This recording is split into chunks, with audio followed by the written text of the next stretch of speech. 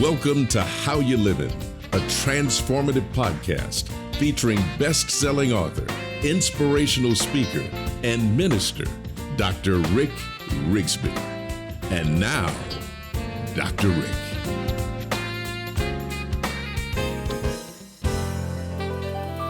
Hello, friends. So glad I could be with you today.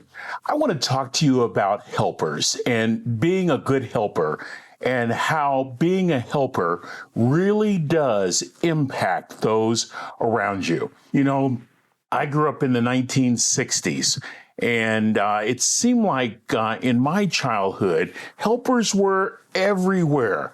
People looked out for one another back in that day. Folks made sure that their neighbor was just as well as they were. From my earliest days, I can remember seeing this particular type of person, whether it was in the neighborhood or at school or at church, whether it was on the Little League field or at the Cub Scout and Boy Scout meeting or in high school music class, even in my college years, even in my various careers. There were always helpers at every junction along the way.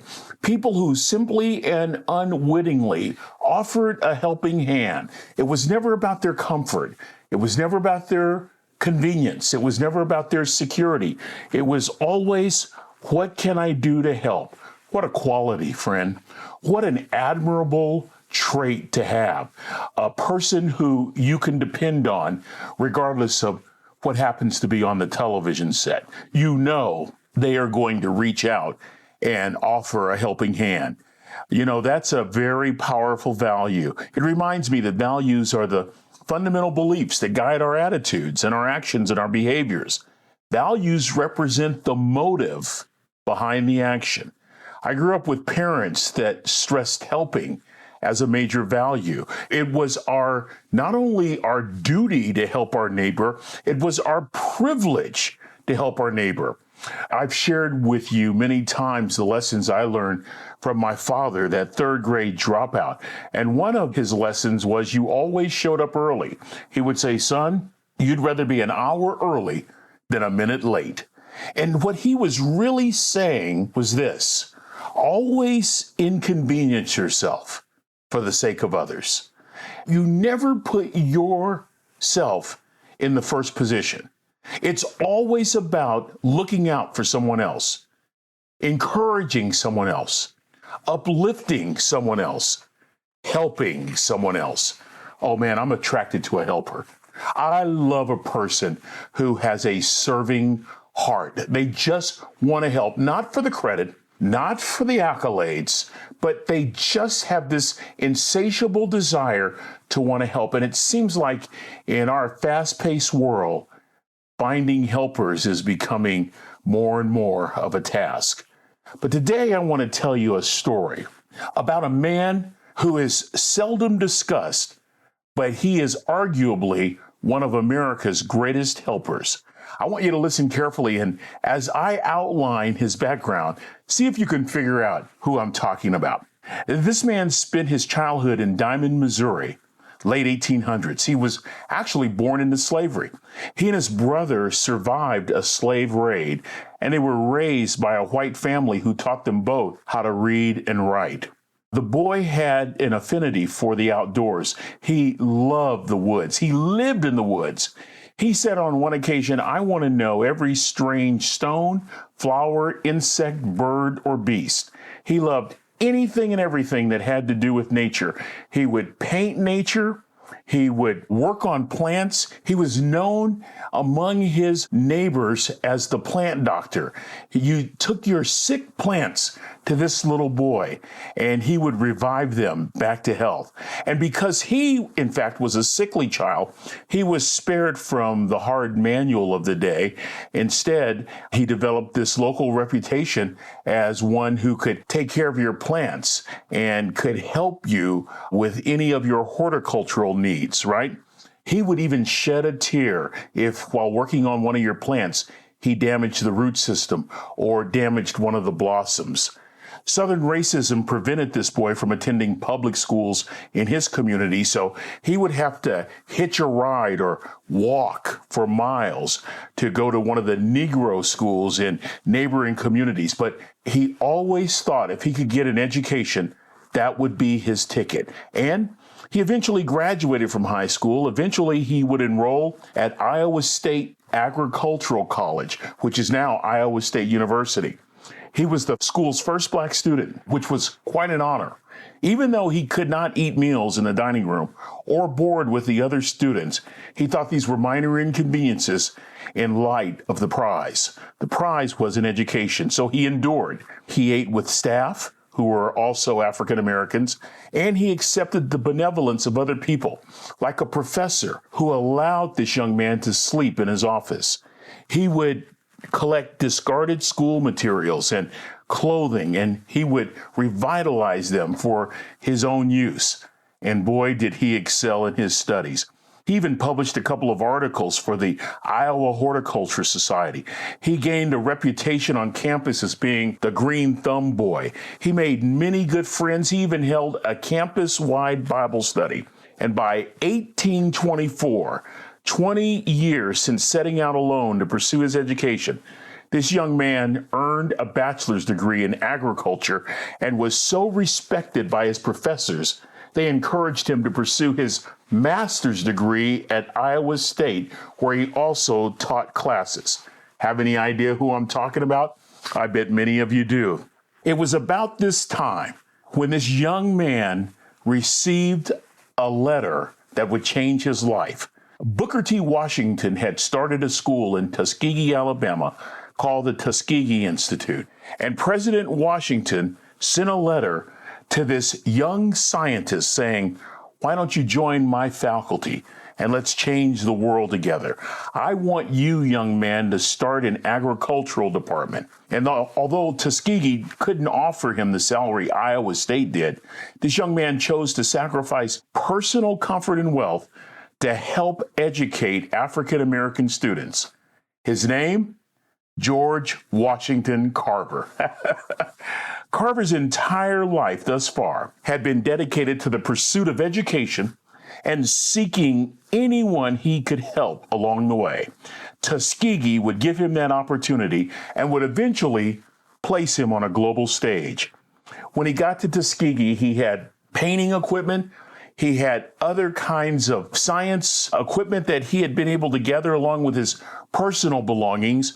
And Tuskegee gave him 2 dorm rooms, one for sleeping, one for storage, and the generous salary of $1,000 per year. Carver set out to teach science to Negro students and never looked back. Not only was Carver becoming a world-class scientist, he was on the forefront of recycling.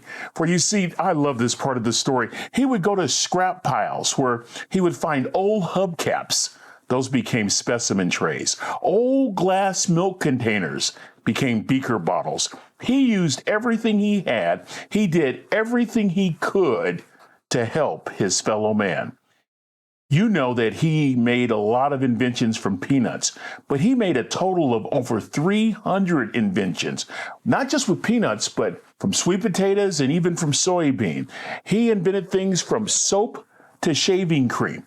In fact, friends, George Washington Carver helped save the economy of the South when ruts in the soil threatened crops, when soil became depleted from the repeated planting of cotton.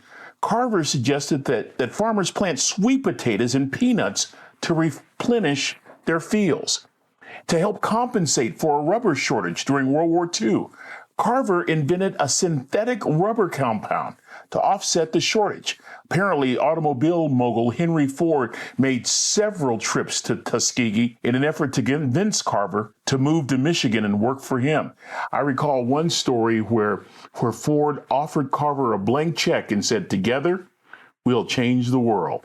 But Carver stayed right there, mindful of the fact that it took him years to gain access into a university. And now he had these university students in his classroom, and he was going to show them how education could prepare them for a lifetime of helping other people. And oh, did his students love him. And oh, did he love to help his students. In fact, George Washington Carver never married, died January 5th, 1943. He donated his entire life savings, estimated between $50,000 to $80,000, to the Tuskegee College. Why? To help students continue learning. You know, on a personal note, friends, I remember a cross-country trip back in the 80s with my first wife, Trina. And we had two little boys, and she wanted to stop in some little town called Diamond, Missouri, because she had heard about the George Washington Carver Museum. I had no interest whatsoever. My goal was to make time. We got to make time. We got to be back to this location at a certain time. And she was persistent. And eventually we compromised. We would stop, but we would only stay 1 hour. The story goes in our home, and it's a great family story now, that through the tears and amazement, I drug that 1 hour into 8 hours. I stayed at that museum so long that my wife and boys even got tired. Folks that love museums. I couldn't get enough. In fact, I signed up to be a member of the George Washington Carver Historical Society. Friends, if you're ever in the Midwest portion of the United States, anywhere near Diamond, Missouri, you don't have to spend 8 hours, but go learn about one of the truly great American scientists and inventors who was on the forefront of recycling long before we were talking about recycling. He was as concerned with his students' character development as he was their intellectual development. Listen to this list he compiled. This list contains 8 cardinal virtues for his students to strive toward. And listen to this. Number 1, be clean, both inside and out. Number 2, neither look up to the rich nor down to the poor. Number 3, lose if need be without squealing. Next, win without bragging. Number 5, always be considerate of women, children, and older people. 6, be too brave to lie. 7, be too generous to cheat. 8, take your share of the world and let others take theirs. Our final word today comes from one of my favorites, one of my heroes, George Washington Carver. In his own words, he said on one occasion, "When common people do common things in uncommon ways, they command the attention of the world." I salute you, George Washington Carver. May you rest in peace. And thank you for not only teaching us to use what we have, but also by giving us a lasting example of the impact one can make when they choose to help others. Let's think about that for a few days, friends. Oh, I so enjoyed this moment to talk about a great, great American. And until we meet again, this is Dr. Rick asking you the most important question I can ask today. How you living? Are you ready to make an impact in your world right now? Do you want to stop existing and start living your best life right now? Dr. Rick wants to give you the first chapter of his best-selling book, Lessons from a Third Grade Dropout, absolutely free. Just go to www.rickrigsby.com/free gift to get the print or audiobook right now. This is thepodcastfactory.com.